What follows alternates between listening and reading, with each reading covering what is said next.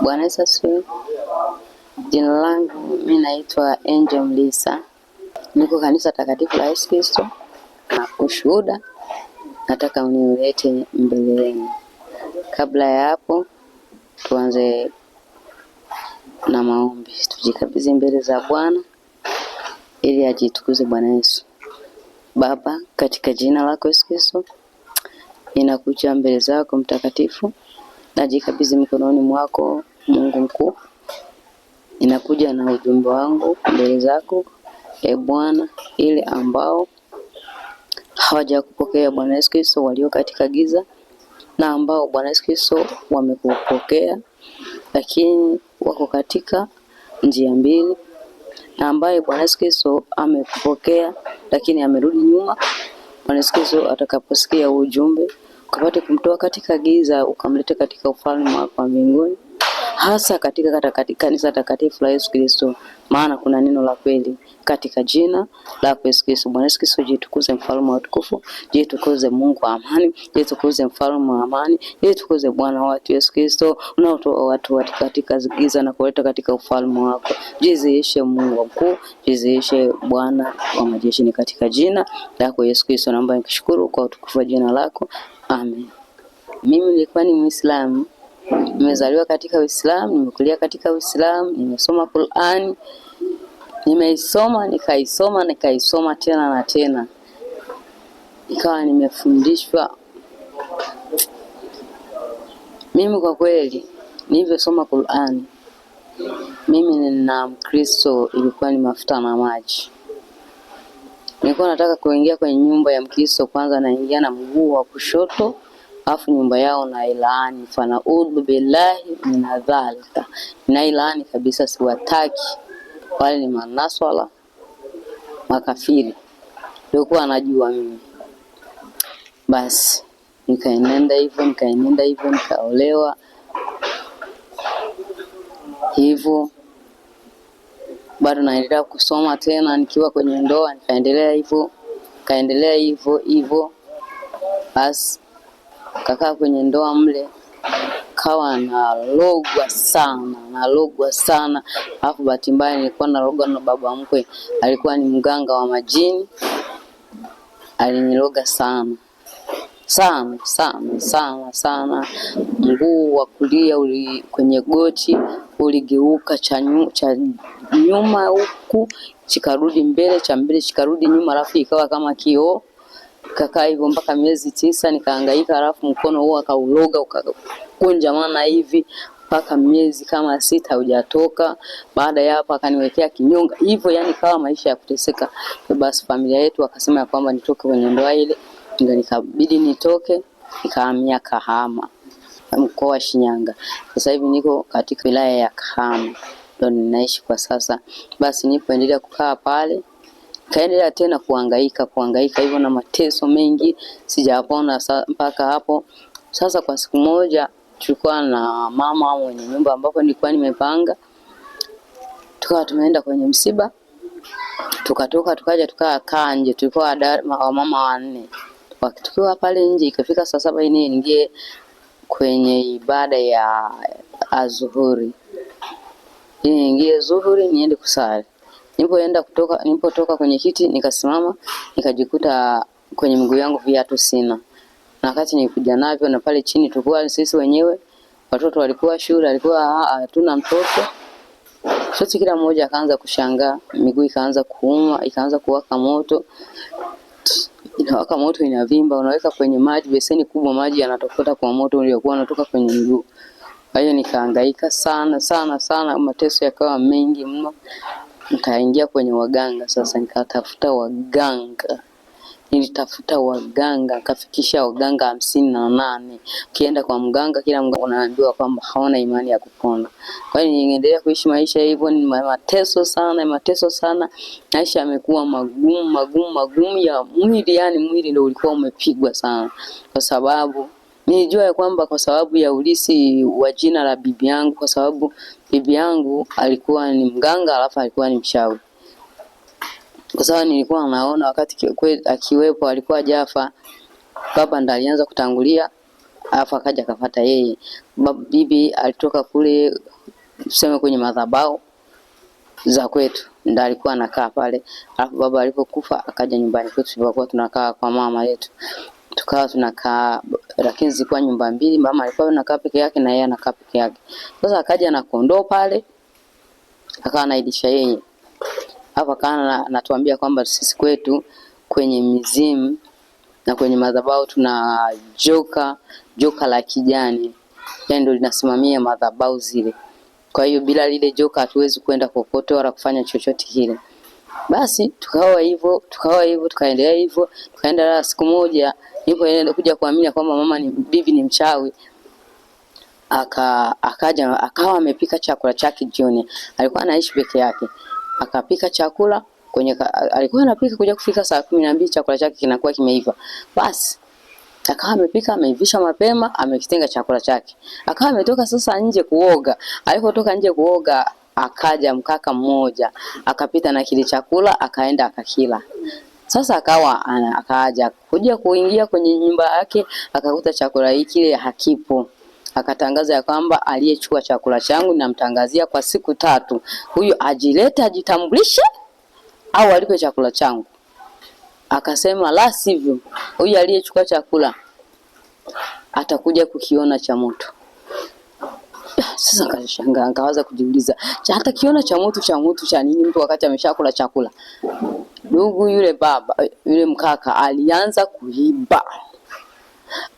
kuiba mpaka sasa yupo, hatujajua sasa hivi yuko wapi, kwa wizi. Yani aliiba wizi wa kichaa. Bibi akasema si nimwambia aje ajitambulishe kwangu, akakataa, ngoja akome. Tajua yeye hata upata kuja kupata msaada. Ikawa hivyo. Basi na bibi huyo akakaa kwa muda akafa. Sasa na mimi nikawa nimeanza sasa mateso ya mahangaiko siponi. Sasa nikawa ninawaza au kwa kuwa alinirisisha jina lake lile, alafu kwa sababu aligombana na mama kuja kunirisisha lile jina, nilikuwa nimeshapewa jina jingine, yeye akaja anirisisha jina jingine kwa sababu mimi ndo nilikuwa ni mtoto wa kwanza wa kike kuzaliwa pale. Walikuwa wanazaa, familia ilikuwa inazaa watoto wa kiume. Nikazaliwa mimi pale, alafu akaja akazaliwa na mdogo wangu. Tukawa watoto wa kike wawili, basi tukaishi hivyo.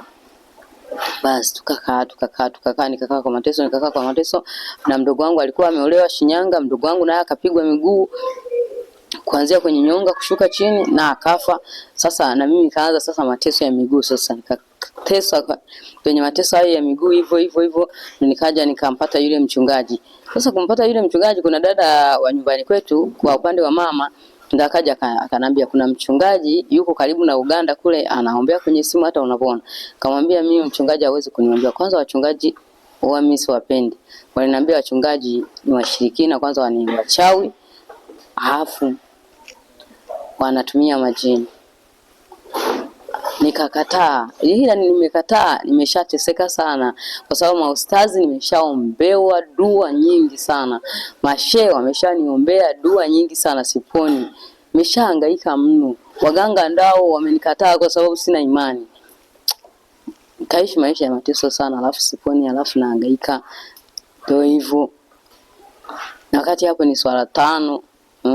Hapo nimeshawaza kubomoa kanisa hapo Mwanza kwa sababu kulikuwepo na kanisa inapiga kelele sana, nimeshawaza kuibomoa. Basi sasa yule mama nikaja nikapata ile namba, nikakubali, nikamwambia yule dada, akanitumia ile namba, nikampigia yule mchungaji. Nilipompigia yule mchungaji akanambia akanambia unaitwa nani? Nikamwambia ninaitwa Zaifat Madam Lisa, niko Kahama. Akasema ninaona unaumwa miguu inavimba, afu viatu vyako viliibiwa kwenye miguu huyo amevaa. Akamwambia ni kweli viliibiwa hivyo, ila nikamuuliza wewe ni mganga wa kienyeji au wewe ni mchawi? Mbona umeyajua? Akasema hapana, mimi ni mchungaji. Akasema sasa umeyajuaje? Akasema nimejua, Roho Mtakatifu ameniambia kinachokuhangaisha. Namwambia ndo nahangaika hivyo sasa. Akasema sasa nataka nikuombee. Ndani ya siku tutaomba, ndani ya siku 3 uangalie kama utapata matokeo. Ila naamini utapata. Bwana Yesu ni naye anaponya yeye, kwa maana kwa kupigwa kwake sisi tulipona. Basi nikasema haya, ila ni sikuamini. Nikasema haya tu basi. Akaniombea kwa siku ya kwanza, miguu iliyokuwa imevimba ikanyauka. Akasema huyo ngaya mchungaji ni mchawi huyu. Hawa na majini, mbona ameniponyesha hivi alafu waganga wanashindwa? Mbona wa ustazi wameshindikana? Wa mashehe wameshindikana? Inakuwaje sasa huyu anaweza kwa siku moja? Nikawa na matumaini sasa kwa sababu miguu imepungua kuvimba. Basi akaniombea kwa mara ya pili, miguu moto ukakata. Siku ya tatu nikawa mzima. Sasa alipofikisha siku ya tatu, akanambia tuwe tunaendelea sasa, tunaombeana saa 4. Kija kulala usiku unanipigia mimi na kuombea. Basi mpaka tumalize mwezi. Mimi siku ya tatu nilipoponaga sikumpigia tena namba, nikafuta. Akasema mimi siwezi kuendelea na mchungaji, atakuwa ni mchawi. Basi nikakaa hivyo, nikaendelea na kazi zangu. Kaendelea kazi zangu. Hapo kipindi hicho nilikuwa ni dalali wa mchele, nilikuwa na posti mchele nilikuwa na matajiri huko. Basi nikaendelea na kazi, nikapiga kweli, nikafunguliwa mlango wa baraka, yani hela zikawa zinamimilika kweli kweli.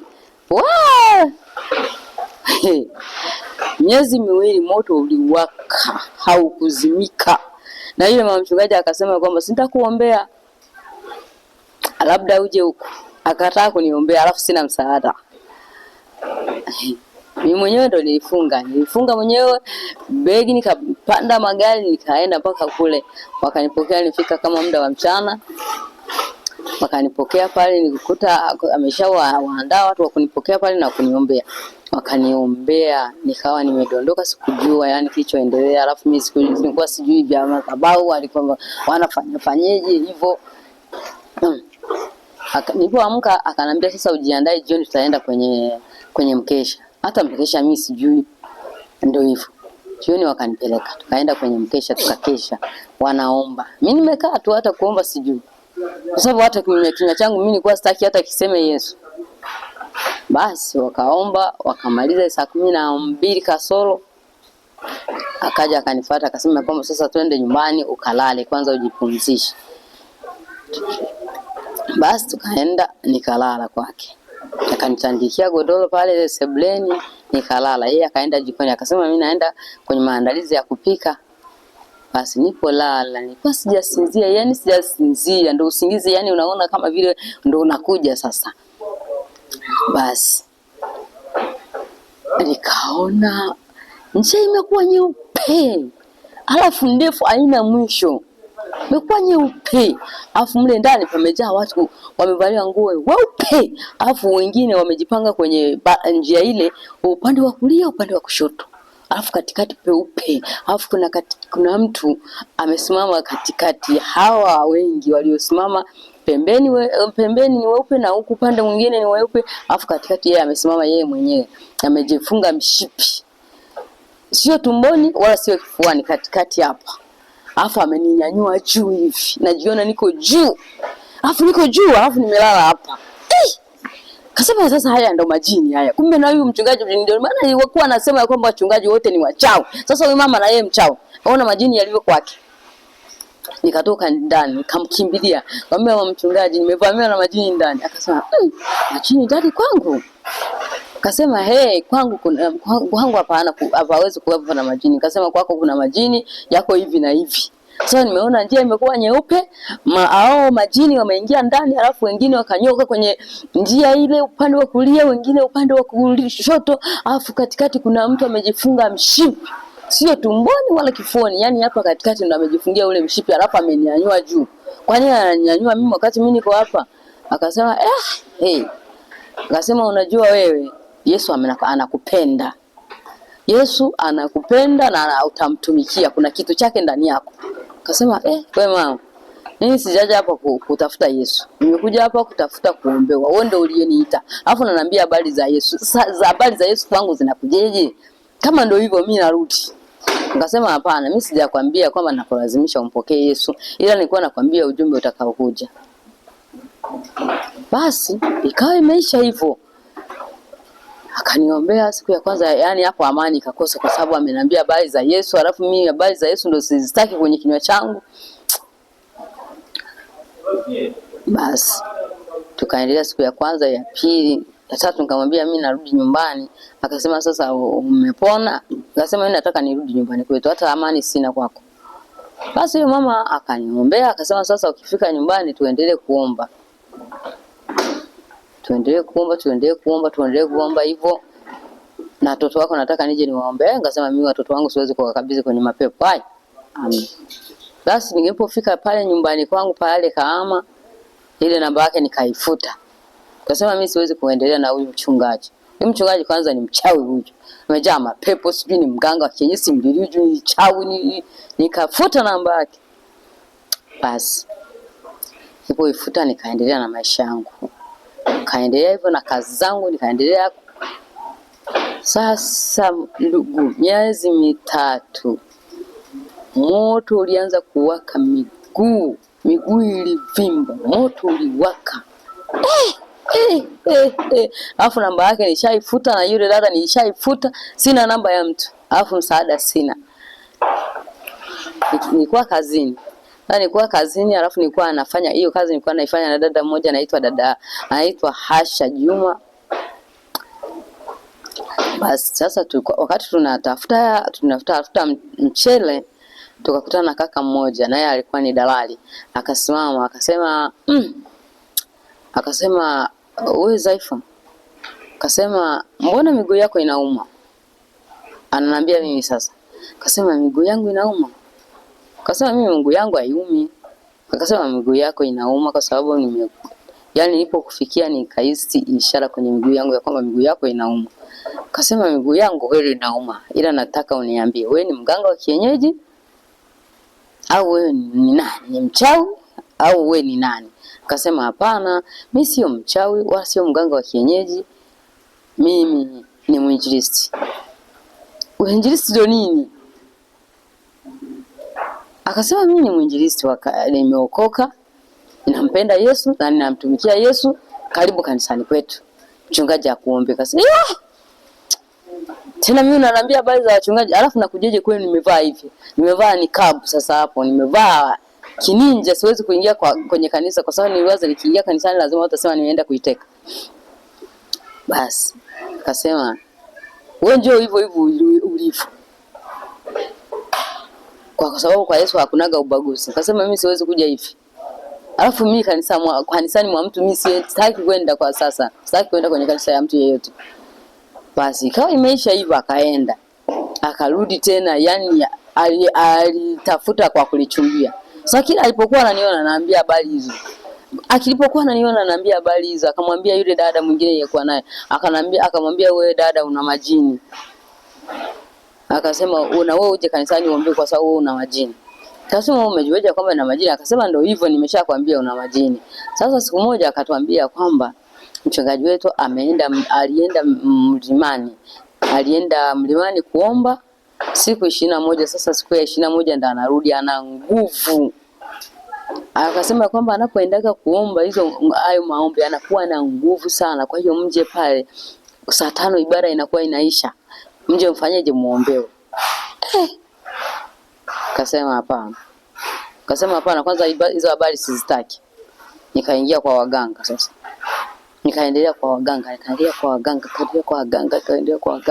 Waganga hamna lolote, hamna msaada. Yaani kama vile ukiangalia liganga nikikuangalia hivi ninakuchukia. Nikasema hivi Mungu, mimi nishakosea wapi ambapo mimi siwezi kupata msaada? Basi nikarudi. Niliporudi yule mkaka akanifuata tena. Akasema nakuomba uje kanisani. Mchungaji alikuja juzi, leo yupo kanisani na leo ni ibada. Kwa hiyo saa 5 ibada inakuwa imeisha, ukaongea na mchungaji ili upone. Sema labda inaweza nikapona. Sasa nikatafuta, sasa nimevaa hivi naenda nimevaaje kwenye makanisa ya watu. Basi kaenda nikatafuta, nikajitandia sasa. Kavua yale manikabu, nikavua zile nguo za uninja. Nikaenda nikavaa nguo za kujitandia, nikaenda kawaida. Kumbe ninafika pale, nilipompigia simu akanitumia shemasi. Akanipokea. Mimi najua labda ibada limeshaisha, kumbe ibada ndo linaanza. Mshinda. Tukafika sasa, mimi nilikuwa nimeshazoea kujitangaza kwenye mihadhara kwa sababu nilikuwa sina hata oga. Tulipofika pale ndio ilikuwa ni wakati wa kutangaza wageni. Wakaita wote wageni waje, tukaenda mbele. Na yule dada nilikuwa naye na wengine wengi tukasimama mbele. Mama wakanipa maiki. Akasema mimi naitwa Zaifat Ahmad Mlisa. Nimekuja hapa kuombewa, sijaja kuokoka. Wengine wakasema mchungaji akasema sawa haina shida. Basi nilikuwa naye akujitambulisha, nikamtambulisha huyu anaitwa Asha Juma. Basi tukaenda tukakaa. Tulipokaa wakaita sasa kwenda kumpokea Yesu. Wakasema na ambao wanataka kuombewa, kupona na wanaotaka kumpokea Yesu wote waje.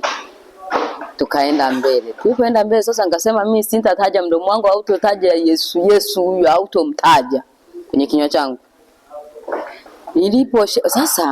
Niliposhika yani nikasikia roho inaniambia shika madhabahu. Niliposhika madhabahu kasema kumbe hii kanisa ni na yenyewe ni mchawi huyu baba. Huyu mchungaji naye ni mchawi. Kwa sababu njia kama ile ya kwanza ni hiyo inaenda kule karibu na Uganda. Nikaiona tena huku. Njia ikawa nyeupe. Inaenda haina mwisho. Alafu katikati kuna lavu, ule moyo wanaoitaga moyo wa Yesu. Alafu umechorwa katika lavu. Alafu umewekewa rangi ya blue. Alafu umeweka katikati ya barabara. Alafu unaenda mpaka mwisho kule ya barabara mbali. Alafu natoka kule unanigonga kwenye kifua. Ukinigonga nasikia amani, nasikia furaha. Alafu unarudi, ukirudi na kama nimeushangaa utarudi saa ngapi? Unarudi unanigonga. Niligandia kwenye hizo madhabahu zao, sikutokaga mpaka wakaombea wale watu wakapona, kutoka yule dada akaanguka na mapepo. Mimi nimeganda pale. Mimi kuja kutolewa pale ndo nashtuliwa. Basi nilipotoka pale mimi sikuchelewa kumuuliza yule mchungaji. Nikaenda nikamfuata yule mchungaji nikamuuliza, mchungaji, hivi wewe ni mganga wa kienyeji? Akasema hapana.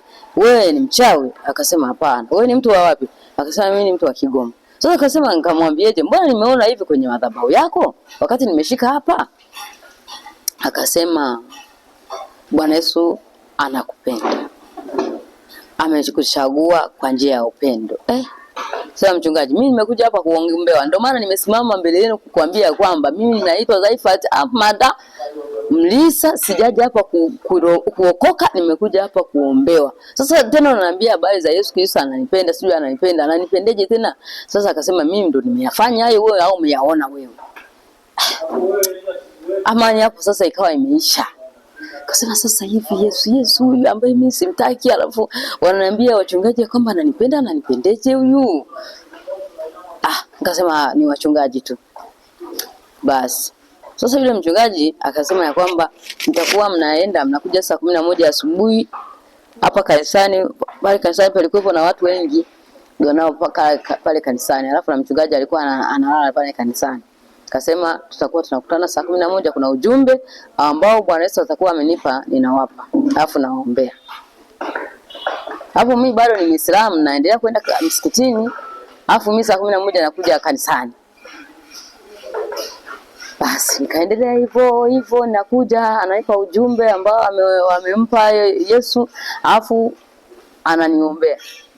Tulipoendelea hivyo, kaona kama vile nimeanza kupendeza. Nikaanza kumwambia yule mkaka, akanifundisha tenzi za rohoni. Walikuwa na mkaka apale. Alikuwa ni shemasi.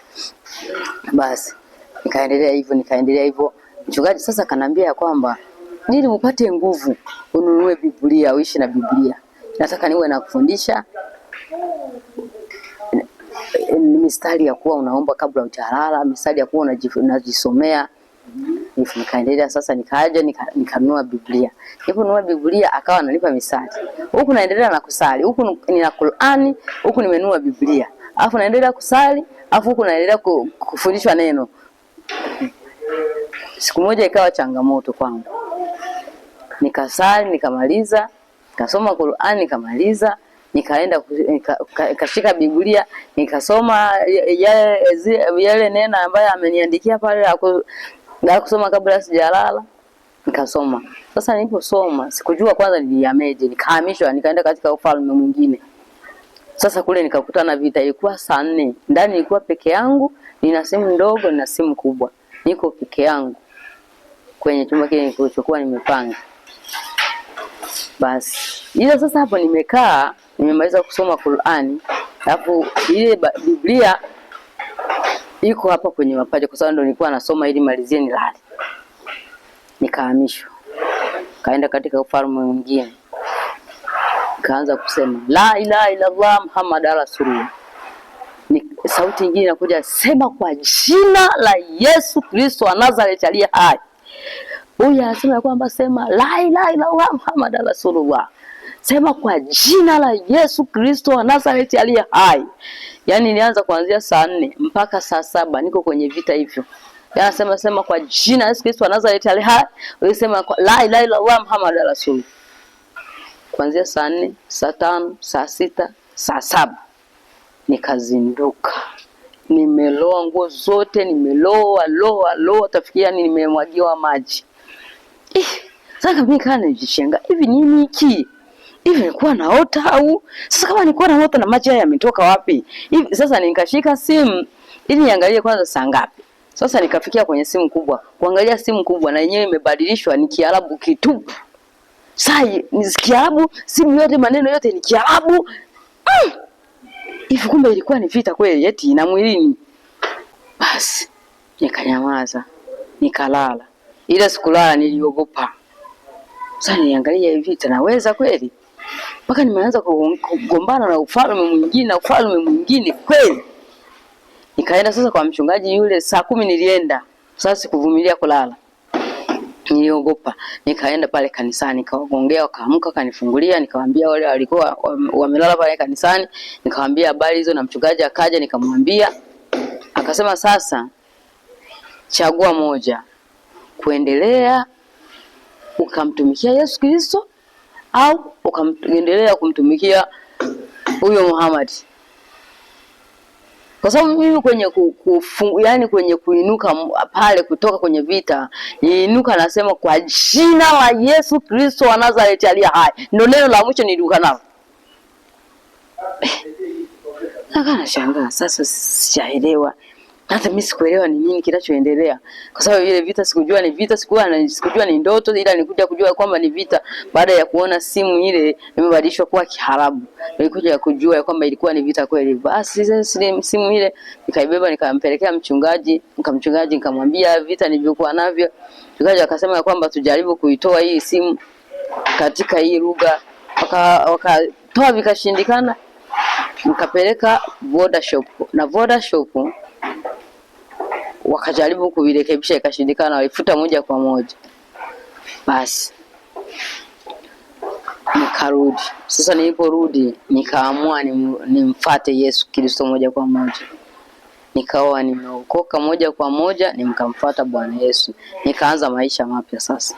Kaanza maisha mapya ya Yesu Kristo wa Nazareth aliye hai. Nikaanza kusoma Biblia. Sasa nilipokuwa nasoma Biblia, nyota zikawa zinashuka kwenye Biblia. Hata kwenye giza mimi nilikuwa nasoma Biblia kwenye giza, nyota zinashuka ndo zinanimulikia.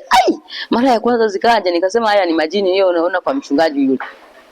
Sasa na hizi nyota tena kwenye Biblia zinatoka wapi? Nikamwambia mchungaji, siku hiyo alikuwa amesafiri ameenda Kigoma. Nikamwambia mama mchungaji, mbona Biblia inawaka moto? Akasema Biblia haiwezi kawaka moto, inawaka moto imeungua. Akasema haiungui, ninaposoma Biblia yani nyota zinashuka, sijui zinatoka wapi zinanimulikia. Akasema hao ni malaika. Kwa sababu wewe Yesu alikuwa anampinga, sasa anataka kukuonyesha ukubwa wake alionao. Basi nikaendelea hivyo, nikaenda kanisani, nikamtafuta shemasi, nikamwambia hizo habari na akaniambia hivyo. Sikuamini. Nikamtafuta yule mkaka ambaye alinihubiria. Nikamwambia ninayoyaona, akasema hapana, Yesu Kristo anakupenda. Alafu anakupenda kwa ukubwa mno. Kwa sababu wewe ulimpinga, sasa anataka kuonyesha matendo yake makuu. Hapana, wote sikulizika nao, nikamsubiria mchungaji akaja. Alipokuja nikamwambia hizo habari, mchungaji, ninaposoma Biblia nyota zinashuka zinaingia kwenye Biblia alafu zinaanza kunimulikia hata gizani nasoma Biblia. Basi mchungaji akanambia kwamba Yesu Kristo nikwambia kwamba alikuchagua kwa njia ya upendo, ndani yako una kitu cha kumtumikia, ndio maana anakuonyesha mambo makubwa kwa sababu ya upendo aliokuchagulia. Basi mimi sikujua. Sasa nikaendelea hivyo nikaendelea. Siku moja akatangaza mchungaji kwamba kanisani wiki itakayokuja Jumapili patakuwepo na miujiza 6. Basi kipindi hicho nilikuwa nachukua vitunguu Singida alafu napeleka Bukoba. Nikafuata vitunguu Singida, nikawa nimeingia kwenye mfungo na muomba Bwana Yesu Kristo huyo anionyeshe hiyo miujiza sasa inayokuja kushuka. Katikati ya miujiza 6 mmoja uwe wa kwangu. Nikaingia kwenye mfungo naomba na msi Mungu na msi Bwana Yesu na msi Bwana Yesu na msi Bwana Yesu na msi Bwana Yesu Kristo apate kunipa muujiza mmoja. Basi nikaenda Singida nikakusanya mzigo wa vitunguu kwa sababu nilikuwa nakusanya gari kubwa. Nikaipakia hiyo gari Alhamisi tukapeleka mzigo tukaufikisha Bukoba. Sasa tukafika kesho yake Ijumaa. Tukafika kesho yake Ijumaa tukaushusha ikawa Alhamisi. Jumamosi nikapanda gari. Kapanda gari pale nilipanda ikaharibika njiani. Ilipoharibika njiani nilifika nyumbani kahama, ilikuwa kama muda wa saa 6 za usiku. Nawaza muujiza usije ukanipita. Naweza nikalala alafu nikachelewa kuamka alafu nikachelewa kanisani na muujiza ikanipita.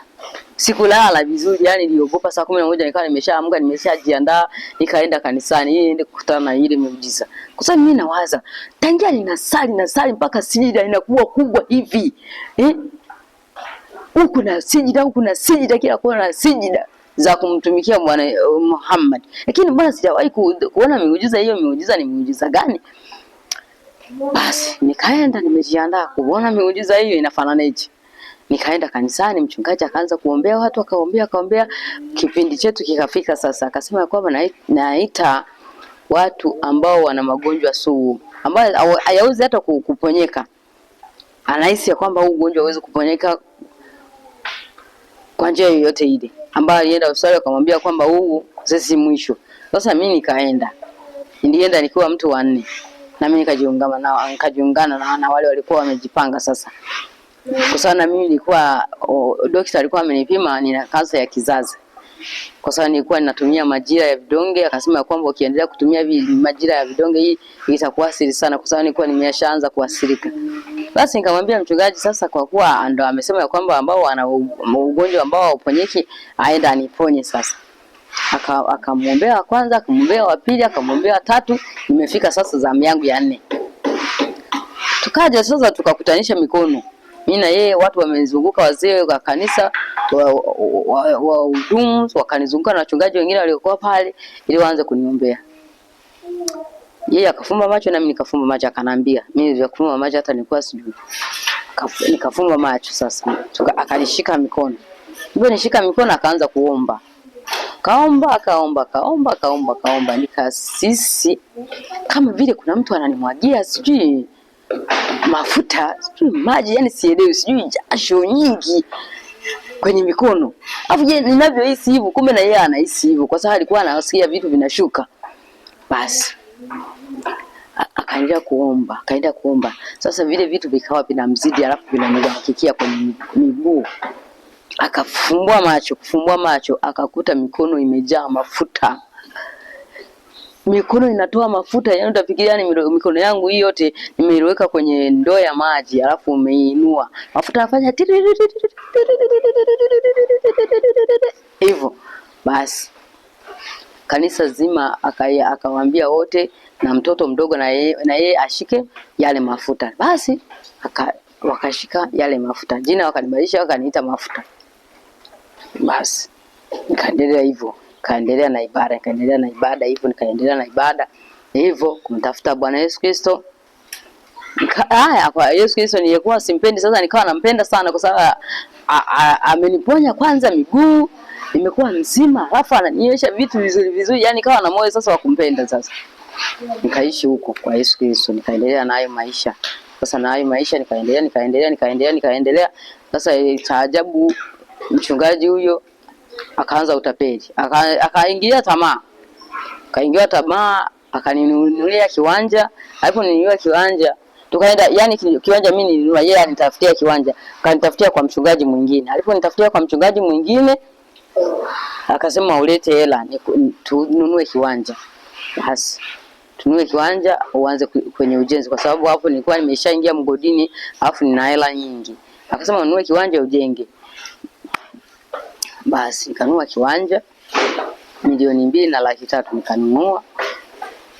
Basi akanambia ati kwa sababu ukai nyumbani nakaa kazini, hiyo hati usio naiacha ndani, wewe uilete kanisani nitunze madhabahuni. Sasa hivyo nikaishika beba ile hati nikaipeleka kwake, akakaa naye. Akanambia hivyo ya kwamba ameweka madhabahuni. Tulipokaa ile kiwanja nikampa dada mmoja, akawa anakilima. Sasa kilikuwa ni kikubwa. Akasema nitakuwa nalima, natoa mazao yananisogeza. Akasema haya ina shida. Basi sasa nilipokaa kama miaka 2, yule dada akanambia kwamba kiwanja sasa hivi wameanza kuweka mawe. Sasa kiwanja cha kwangu, alafu inakuja anaanza kuweka mawe mle. Basi nikaenda kumuuliza mchungaji, mbona naambiwa kwamba kiwanja wameweka mawe? Akasema hamna wa kuweka mawe. Wewe nani haweka mawe? Nikamwambia nimeenda na mimi nimekuta mawe hapo. Akasema ya kwamba ninaomba hati yangu ya kiwanja. Akasema hati yako, umeniambia nikiwa hapa dukani nitaitafuta. Sasa wiki kesho tutaonana nikupe hati yako. Basi wiki ya kuchelewa nikaenda nikamuomba hati yangu. Akanambia ya kwamba hati sasa akaanza vya hati sasa. Akasema hati iliungulia madhabahuni. Akasema sasa hiyo madhabahu ambayo hati imeunguza madhabahu yangu, na moto wa kigeni au moto gani huo ambao umeunguza hati yangu ya kiwanja, ambao mimi sijawahi kuona moto unaunguza madhabahuni, au madhabahuni hapajawahi kuungua. Ile iliyoungua ni hati yangu ya kiwanja. Kwa nini imeungua? Alafu ilipoungua ndo na kiwanja kimeuzwa. Basi wakawa wamejenga pale gesi kubwa, kiwanja mchungaji akawa amenitapeli hivyo. Basi hapo kabla ya nyumba kuuzwa, ya kiwanja changu kuuzwa, kanisani nilikuwa nimewabeba nimewapeleka kazini kwetu, nikawa tumechimba duara la kanisa. Tumechimba duara la kanisa, duara likawa limefika mara ya kwanza mfuko wa ngano nusu, mawe ya mle, yani kwenye nusu ya mfuko tuliyauza milioni 7. Mara ya pili tukauza milioni 10. Mchungaji yule akawa na tamaa ya hela, hela zingine tulikuwa tunachukua kwenye fero tunauza, akawa yeye ndo anakusanya, alafu mimi kwa sababu ndo nilikuwa na hisa nyingi pale, nikawa ndo yani kama mkuu, alafu yeye ni kama mchungaji, akawa anakuja kuwakilisha kwangu ya kwamba nimeuza milioni 3 fero, nimeuza milioni 4, nimeuza hivyo. Sasa lakini akipata kama milioni 2, milioni 3, milioni 4, kama anapata milioni 4 atafikisha kule milioni 1 kwa hoti.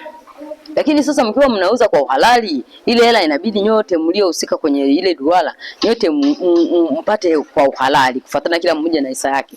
Sasa yeye akawa anawadhulumu. Kwa hiyo akipata milioni 4 anawakisha milioni 1.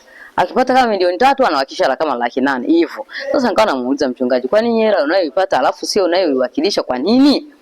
Kanaambia vya Kaisari mpe Kaisari, vya Mungu mpe Mungu. Huko tuko pole tumekuja kutafuta hela. Hapo nikachoka. Akamwambia sasa hivi huyu anayenihubiria habari za utakatifu kanisani, alafu mchungaji ndo anafanya haya. Sasa hivi ndio nini? Basi kasema mimi mchungaji, hizo hela mimi si ndo zila. Sasa kaona huyu atanichelewesha kutajika. Basi wiki iliyofuata mimi nilikuwa kwenye maduara yangu, nilikuwa na maduara mengine. Akaenda akatufuta sote dualani, akatufuta, akatafuta mkurugenzi, akawa ameandika daftari mpya, akaweka mkurugenzi, akaweka na yeye majina mawili kwenye daftari, ndio akaweka dualani. Basi tukaendelea hivyo. Sasa mimi ilikuwa Alhamisi, ndio wale vijana wanakuja kuniambia walikuwa ni waimbaji na mashemasi tuliokuwa tumechimba nao. Basi wakanambia kwamba mafuta ile duala ya kwetu mchungaji ametufuta. Ambia duala mchungaji ametufuta? Ametufuteje wakati lile duala kwanza duala ni la kwangu. Mimi ndo nitoa milioni 1 kuanza kuchora duala pale. Alafu tukaanza kuzamisha. Inakueje ananifuta hata kama tumekosea, sio tunaitwa pale ofisini, tunahojiwa, kama ni fine tunalipa fine, alafu tunaendelea na kazi. Inakueje sasa tunafutwa? Eti tumetenda makosa gani alafu ya kutufuta dualani na kutufuta kabisa na kutoa katika duala? Mchungaji kwanza anatoa kama nani? Yeye ni mchungaji wa kanisani, sio mchungaji wa dualani. Basi nikamfuata mchungaji, nikamwambia yale maneno, akaniambia kwamba mimi sio mimi niliyefanya hivyo, aliyefanya hivyo ni mkurugenzi. Basi nikaenda kule, nikamfuata mkurugenzi, nikamuuliza mkurugenzi, nimekuja uniambie duala namba fulani, kwa nini nimetufuta katika duala lile? Akanambia kwamba mwandiko wa mchungaji wako unafahamu. Akasema ninaufahamu. Akasema daftari ni hapa, aliyoandika majina, ameandika jina langu na la kwake. Akasema sisi ndio tutakuwa wenye hisa pale kwenye duala lile. Kama unaujua mwandiko soma, na saini ni hizi hapa. Nikaziangalia na mwandiko nikauona ni wa kwake, na saini alizoziandika ni za kwake. Basi nikamrudia mchungaji. Nikamrudia jioni, nikamwambia mchungaji, nilikuja kanisani mkanihubiria, mkanitoa katika imani yangu, nikarudi nikaja kwenu kwa kuniombea wewe kabisa kwa jina la Yesu Kristo, miguu ikapona. Sasa hilo jina ambalo ulitumia kuniombea miguu yangu iliyokuwa imeshindikana ikapona. Ninaenda hilo jina kulitumia kulifunga hilo duala.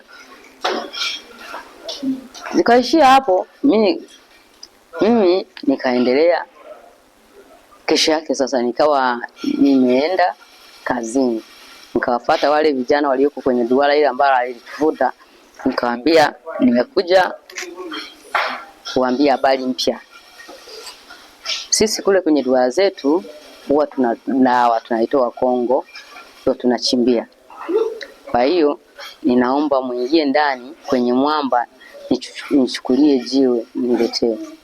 Ili duala tule kwa kasi, tusitegemee maombi. Haya tungekuwa na dawa hapa tungekuwa tuna dhahabu nyingi. Basi wakaenda wakadhama, wakanitafutia lile jiwe, wakaniletea. Waliponiletea akasema asante. Nikaendelea na mambo yangu kwenye duala zingine. Nikaenda nyumbani. Nikafunga na kuomba. Ile duala mchungaji hakutoa hata 100, yani duala lote lijiponchi likajibu. Nikashuka lote hata 100 hakuitoa. Basi sasa sijajua sasa hapo ndo aliona ya kwamba asira akairudisha kwenye kiwanja, na kiwanja kama amenitapeli, anasema ya kwamba kimeungua hati. Sikujua sasa, yani ndo hati ya kiwanja ikawa imeenda hivyo na kiwanja kikawa kimeenda hivyo. Basi nikaendelea hivyo na maduala yangu. Maduala yale nilikuwa nimepata hela nyingi kweli. Nipata hela nyingi mno kwenye duala zile. Mungu alikuwa amenibariki, nikapata hela nyingi sana. Nikaitwa tajiri mtoto. Nikawa nimepata hela ni kipindi 2016. Basi hizo hela nikawa nimechimba maduala mengi. Kwa sababu niliona ya kwamba kama nina duala 2 alafu nimepata hela nyingi mno kiasi hiki, hivi nikichimba duala nyingi nikitapata hela kiasi gani? Basi chimba duala inakula milioni 25, milioni 48, milioni 18 hivyo, milioni 30 zinakula kwa sababu unakuta duala ina maji, duala inahitaji mashini, duala inahitaji kufungwa, duala inahitaji kulishwa, duala yani mambo yote yanakuangalia wewe ili upate hela nyingi. Ndio hivyo nakuwa ninatumia gharama kubwa. Duala zote hazikufika Alafu hapo nikaingia kwenye urembo, yani nilikuwa ninafanya urembo wa kila namna. Yani mimi vipodozi vyangu vilikuwa vinatoka Dar, vingine navifuata mpaka Zanzibar. Fuata vipodozi. Nguo navaa nguo za kila aina kwa sababu hela nilikuwa nazo. Nafanya mambo ya matukio, kusuka nilikuwa nasuka kila aina ya mitindo nilikuwa naisuka. Yani nimejikirimu nikabadilika. Kwanza hakuna aliyekuwa anajua kwamba mimi ni Mwafrika. Mimi walikuwa wananiita kama sio Mlangi nitakuwa Afkasti. Yani Yesu aitwe Yesu, waliopaka hajawahi kuacha. Basi hapo sasa ninavifanya hivyo, nimeshaokoka, ila bado naendelea kufanya hivyo. Yani kawa kwanza ninavifanya, ila amani sina kwenye moyo wangu. Navifanya hivyo, ila naendelea kumsihi Bwana Yesu Kristo anionyeshe kanisa lililo la kweli. Naendelea kufanya hivyo. Nguo navaa za mabega wazi, au navaa nusu ya nguo hivi, mabega yote yako nje huku. Yani napavaa mpasuo mpaka aibu. Unaingia alafu huko kanisani unasali. Yani mchungaji anakuambia pendeza unavyotaka wewe, pendeza unavyotaka wewe, jikrim unavyotaka wewe, suka nywele unazozitaka wewe, vaa nguo ikipendeza. Yani kila wiki ubadilishe nguo. Hivyo nikaendelea maisha hayo kwa sababu hela nilikuwa nayo, nafanya hivyo. Kanisa nikatembea makanisa mengi, nahitaji msaada, nikaenda mpaka Kenya, nikaenda mpaka kanisa ni mengi nimeyatembelea. Mungu anisamee. Msaada sikuupata kwenye kuhangaika hivyo. Bwana Yesu Kristo akanikumbuka na mimi 2024 mwezi wa 12 tunaingia 2025. Kwenye kuhangaika sana nimeshamsihi Bwana Yesu Kristo, ndio nikakutana na kanisa takatifu la Yesu Kristo. Imeandikwa kanisa takatifu la Yesu Kristo. Kwanza nianza kushangaa neno kanisa takatifu la Yesu Kristo. Sasa nikawa nawaza, hivi kanisani huwa kuna utakatifu kweli? Mtu anajiita kanisa takatifu la Yesu Kristo. Sasa hivi kanisani huwa duniani humu kuna utakatifu? Utakatifu kanisa duniani unaweza ukaupateje duniani utakatifu? Kumbe duniani utakatifu humu duniani, utakatifu naanzia hapa duniani. Mbinguni naenda kuhitimisha. Kwa sababu na Biblia inasema kwamba watakatifu walioko hapa duniani. Sasa hilo neno kwa nini sijui tunaliruka? Kwa nini sijajua? Au mimi kwa nini kwa naliruka? Najiona kwamba watakatifu hawapo duniani. Ndio nikajiunga na hii madhabahu, yani nikawa ninapendeza kweli yanayoendelea. Nikawa napendezwa nikayapenda kweli.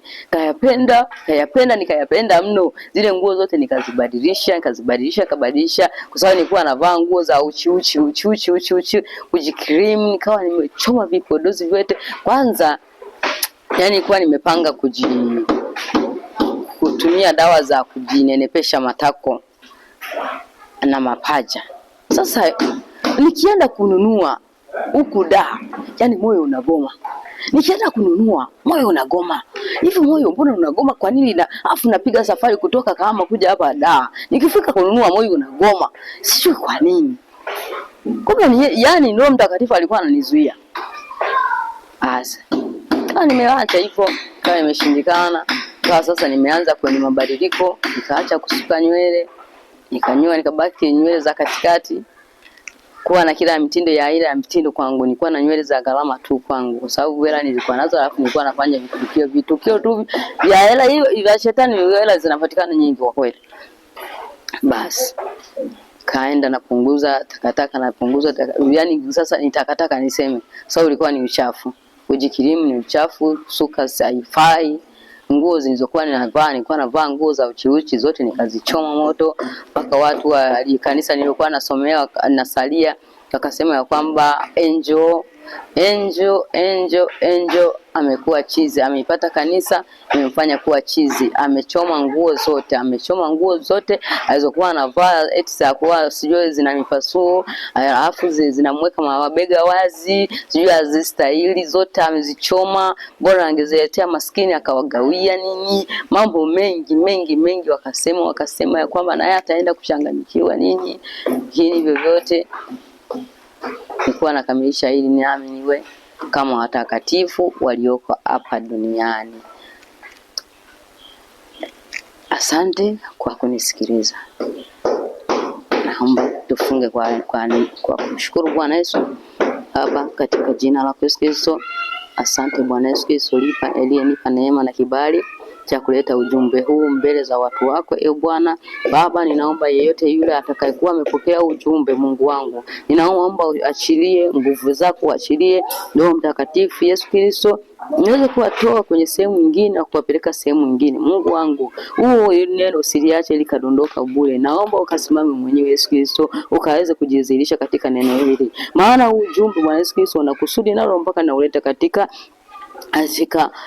watu wako. Mungu jidhihirishe. Bwana Yesu Kristo jitukuze katika ujumbe huu. Ninakuomba, ninakusihi mtakatifu Mungu wa Israeli. Ni katika jina lako Yesu Kristo. Bwana Yesu Kristo, mkono wako sio mfupi hata ushindwe kuokoa. Okoa hata mmoja hata wawili Bwana Yesu Kristo kupitia ujumbe huu. Waweze kuingia katika ufalme wako wa mbinguni. Katika jina lako Yesu Kristo ninaomba nikishukuru kwa utukufu wa jina lako.